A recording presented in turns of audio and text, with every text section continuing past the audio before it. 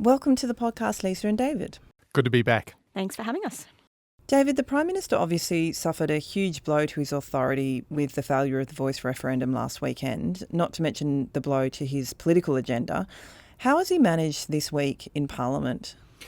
Well, I think that there's been a sort of an air of unreality to some of the response because the government wanted to show everybody that it was moving very quickly onto core issues. And that's something that the Labor backbench wants. But it did mean that a lot of the questions in Parliament were about things like, we've just announced a new skills agreement with the states. Very important, but we kind of knew that that was going to happen anyway. And at the same time, we heard mixed signals about what happens next on Indigenous policy.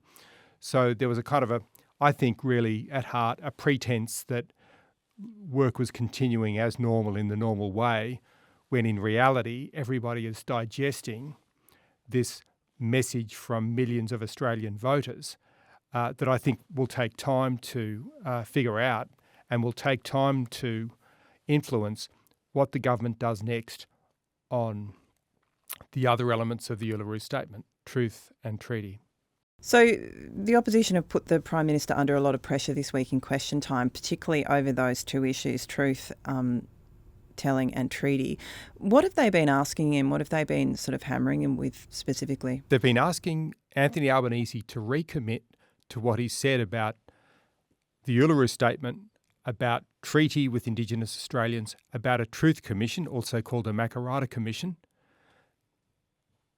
that he said before the referendum vote, which of course is a totally unrealistic thing to expect because this is, in a sense, bigger than an election in terms of its verdict on this single area of policy. You don't say to somebody you do ask after an election, are you still committed to your policies that you took before the election? But everybody understands, I think, that an election is a point in time that forces a rethink on policy. And I think that's exactly what we're seeing with the referendum. It forces a rethink on policy and it forces that on all sides. We're seeing it on all sides because Anthony Albanese is wavering really on where he stands on treaty and truth. And that's because he wants to be guided by Indigenous leaders on where he should go next. Lisa, what do you think the PM will do now on closing the gap? Because it seems to me that he has to announce something given how much he has highlighted the problem over the course of the referendum campaign. But he's also said that he won't talk about the issues for a week because, yes, activists have asked for a week of mourning and silence, and he said that he'll be led by the Indigenous community. So he's kind of in an invidious position there, isn't he? I mean, what's he going to do? Yeah, he is. And I think we're all in a position where it's just entirely unclear what the pathway forward is at this point.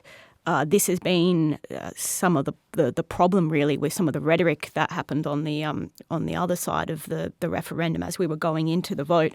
It was so absolutist in framing this referendum as almost kind of the only pathway forward on closing the gap, that this was our last best hope at trying something different, and that if we didn't get a yes vote, we'd be left with the status quo, and the status quo is broken. Well, we didn't get a yes vote anywhere around the country except for the ACT in terms of the states, and obviously it failed nationally. And so we are left wholly with a sort of scorched earth approach where we've got this broken status quo and no one really knows what the next step forward is. I think the Indigenous leadership are spending this week trying to work out what level of support they have for various outcomes or pathways to pursue, but I think they're fractured. Obviously there was one option of regional and local voices, which did seem to have bipartisan support. Whether that exists on the other side of this week, who might stand up next week and call for that to continue.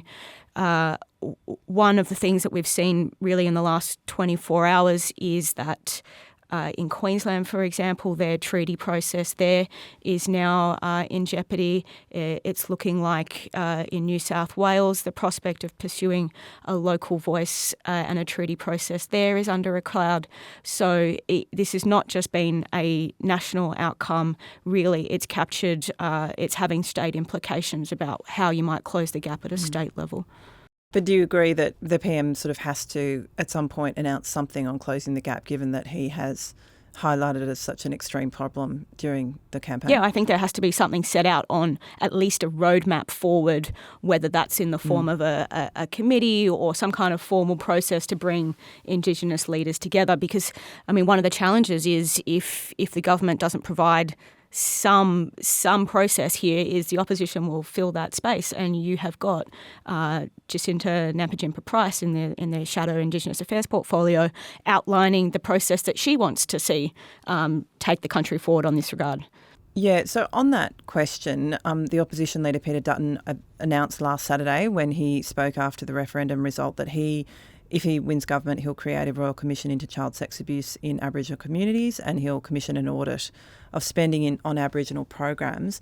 What's the reaction been to those twin policies this week, Lisa? Forceful rejection from the government. I mean, Senator Price tried to move a motion in the Senate in regards to the Royal Commission, and it was wholly rejected. They argue that we don't need a Royal Commission to tell us that things are broken. On the audit front, they point to the fact that in the last coalition government, or actually I think it was under Tony Abbott's watch, there was an audit then, and it led to a massive sort of slash in spending in the Indigenous affairs space. So obviously something does need to be done because the coalition is trying to sort of set the agenda here in this space now and filling that vacuum. David, during the referendum campaign, Dutton said he would hold another separate referendum solely on the question of Aboriginal recognition in the Constitution if the voice failed, which it now has. What has he said about that second referendum commitment this week? It's been a week of conflicting signals from Peter Dutton on this idea. He raised it during the campaign. Senator Nampijinpa-Price basically rejected the idea within days of him saying it on air during the campaign. But the messages this week have been that he still wants a referendum on recognition for First Australians. But then, almost in the same morning on a different TV station, he walked away from the idea. So I think, summing up their position is pretty difficult at the moment. It's clearly under review. It's under review by Senator Nampijinpa-Price and also another senator, Karen Little. They're going to look at Indigenous policy. But clearly there is this idea from the coalition that they could do a referendum on recognition alone if they were sure that everybody wanted that. And Peter Dutton's argument is that nobody really wants that at the moment, which I think is a fair assessment. But it does mean that his position is,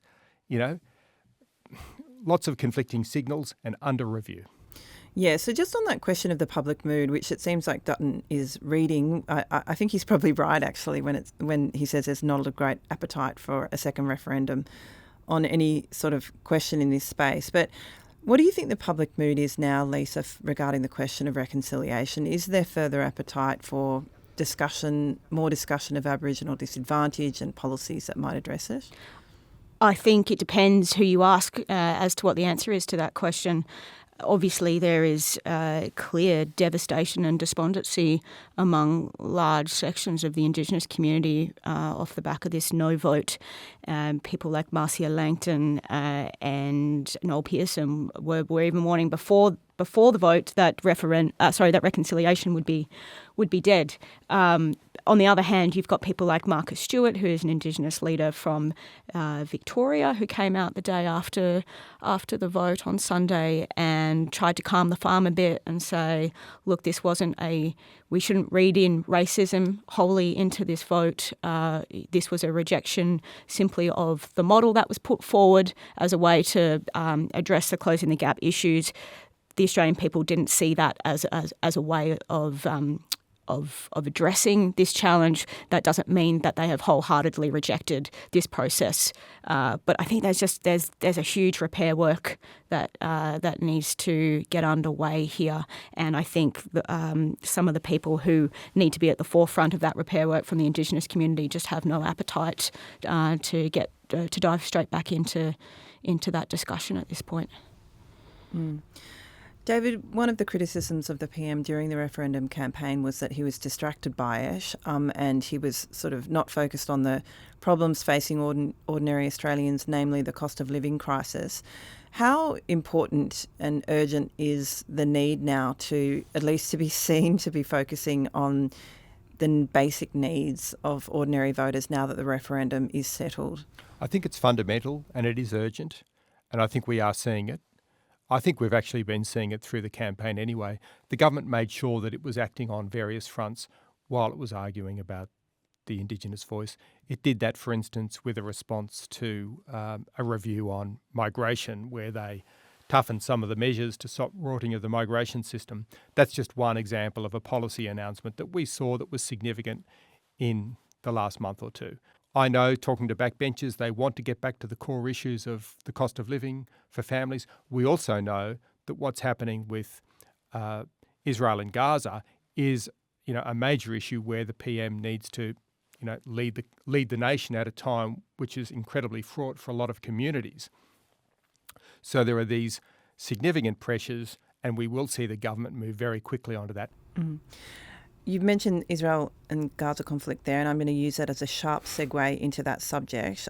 Lisa, we are going to release you from your podcast duties and from the studio. Thank you so much for joining us. Thanks for having me. David, the Israelis are preparing for a ground invasion of Gaza any day now in response to the Hamas terrorist attacks of October 7th. What has been the response in Parliament to the conflict this week? The response in Parliament has been overwhelming support for Israel after the atrocities. Very strong support for Israel over those atrocities, and some very clear language, I think, from both sides about the terrorist nature of the Hamas attacks. At the same time, some differences of opinion on the response from Israel, and certainly some very clear argument about whether there should be any Israeli move into Gaza City. And so the important thing was that the Parliament passed a motion of support for Israel, passed overwhelmingly on the numbers after the debate. And the Greens tried to amend that motion, didn't they? And then two of the so-called Teal independents joined with them. Can you tell us which ones they were and what they were trying to do? Yes, there were two independents who supported a move by the Greens to amend the motion as a whole. And they were Kylea Tink of North Sydney and Sophie Scamps of Kylea on the northern beaches of Sydney. What they did was that they voted with the Greens to amend the motion that was put to the entire Parliament, and they did so because they wanted the motion to reflect concerns about how Israel would act against the people of Gaza. That motion didn't succeed, and other independents clearly disagreed with Kylea Tink and with Sophie Scamps. We heard Zoe Daniel in Melbourne, Allegra Spender in Sydney say they just didn't agree with that approach. A key thing here, and it's been lost in some of the reporting, in the end, the motion went through the Parliament with support from Kylea Tink and Sophie Scamps. So although they tried to amend it, they voted for the motion as a whole. The only people who voted against the motion as a whole were the Greens. So I think that highlights the dynamics of the Parliament. We clearly have a difference of opinion here about what Israel will do in Gaza, but I think overwhelmingly there's support for Israel in the Parliament. Mm. And the motion in the lower house, of course, was by the Greens, supported by those two Teal independents, was basically to condemn Israel for war crimes and to call for a ceasefire. That was the sort of crux of it, wasn't it? And there was a strong argument from the majority in the House that it was the wrong message when Israel was dealing with the aftermath of those terrible terrorist attacks by Hamas. How has the PM handled himself over the Gaza conflict and the ensuing debate? Because the Israel-Palestine conflict is more fraught for Labor historically than it is for the coalition, isn't it? It is. The coalition has been much clearer in its support, or much stronger in its support for Israel. I think the support for Israel has also been quite strong from the government. But Anthony Albanese has to contend with different views. And of course, his message to Parliament in question time has been that every civilian life matters. And so he speaks up for the threat to civilian lives in Gaza, as well as the threat to civilian lives in Israel. On Thursday morning, we heard Industry Minister Ed Husic give an impassioned interview on Radio National on the ABC where he spoke up for the Palestinian civilians, and he said there's a perception among some that Palestinian lives are, quote, considered lesser than. He also said that the people of Gaza were being collectively punished by Israel. What did you think of that intervention, David, from a Muslim MP, and I think probably the first Muslim member of Cabinet Australia has ever had? Yes, that's right. Because of Ed Husic's background, he's in a position here where he speaks from the heart on these issues, and I think people understand that. It also puts him in a difficult position where a lot of people expect him to wade into this debate. Although he's industry minister, he's meant, his primary task is managing industry policy.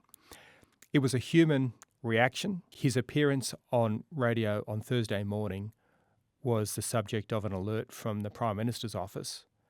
So he was not sort of taking anybody by surprise by expressing a personal view about the implications here. And I think also his remarks were full of empathy for the people who are the civilians suffering from the conflict.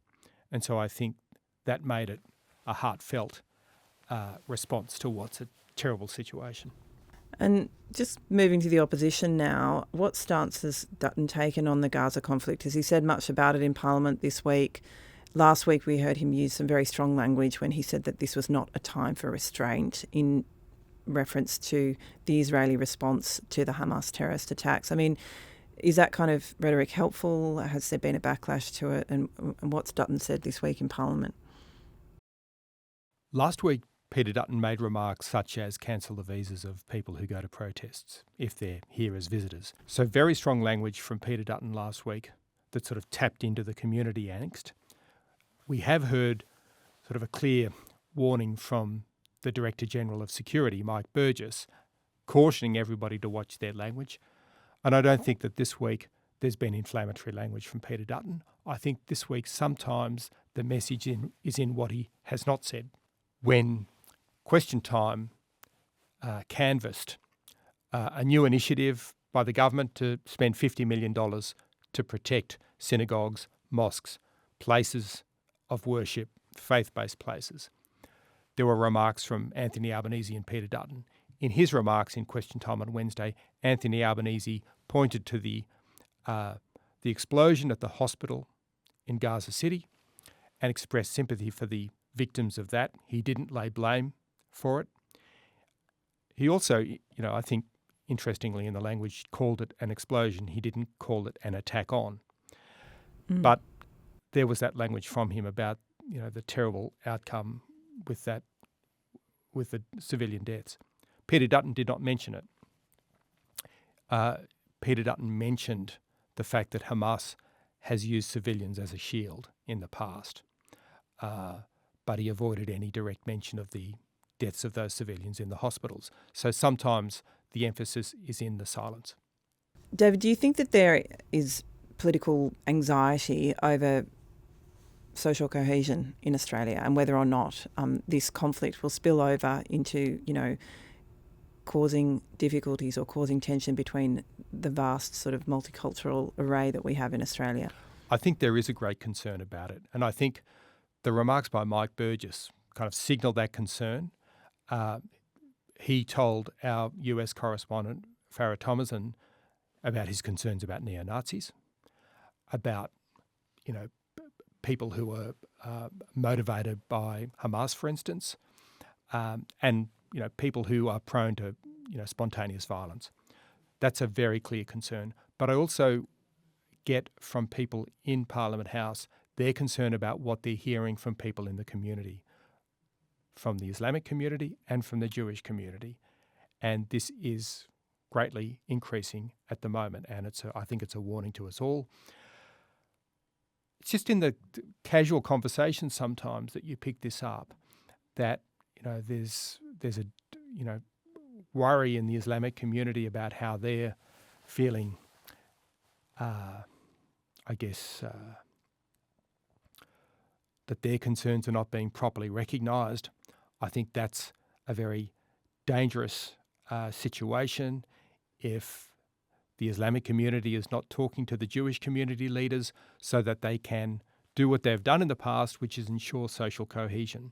So we're at the early stages yet of trying to figure out how brittle that situation might be. But I do know that it's a source of concern for people in the Senate and in the House.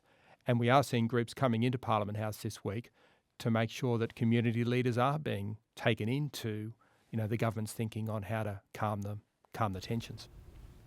It's very important stuff, very sobering stuff. David, thank you so much for joining us, and we'll see you again next week. Thanks, Jackie. Let's talk then.